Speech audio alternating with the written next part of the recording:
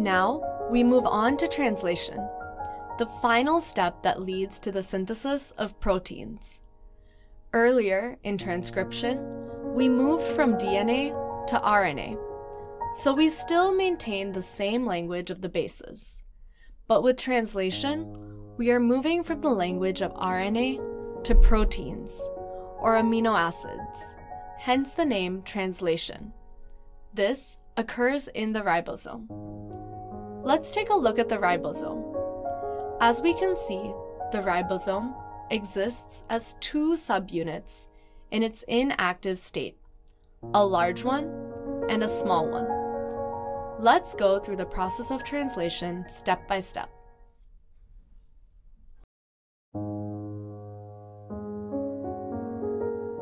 Now, before anything happens, the amino acids need to have enough energy to form peptide bonds among themselves.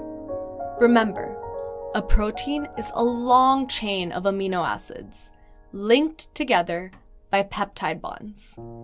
In order to have enough energy, the amino acids are activated in the presence of ATP and linked to their specific tRNA.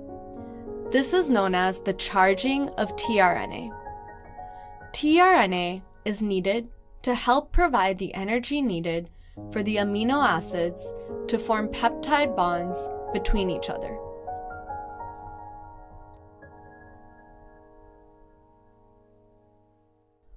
On to the next step. Translation begins when an mRNA comes in contact with the smaller subunit of the ribosome.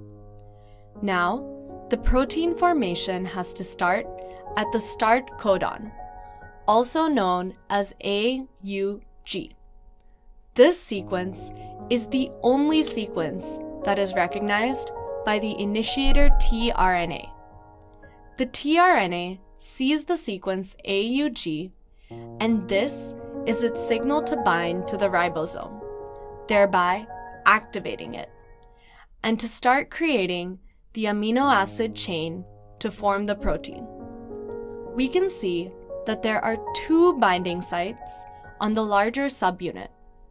Here's how the amino acid chain is formed. We start with the initiator tRNA. It binds to one of the binding sites.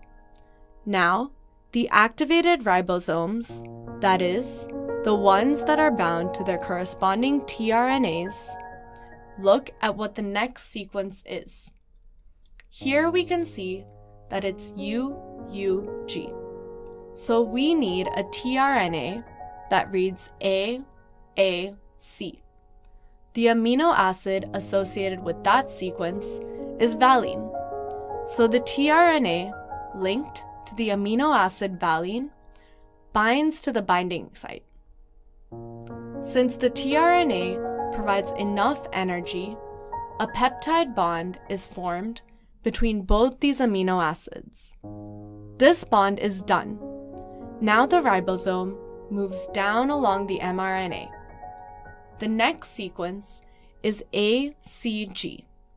This is related to the amino acid alanine, which has a sequence CGT.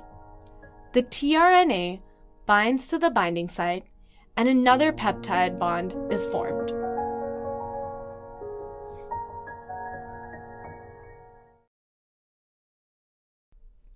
Thus, the mRNA itself doesn't become a protein. All it does is provide a blueprint for what sequence of amino acids need to be bound together to form the final protein. This process keeps going on until the ribosome reaches a stop codon. As we can see, the stop codon is UAG. A release factor binds to the stop codon and stops the process of translation. Protein synthesis is now complete, and the polypeptide is released from the ribosome.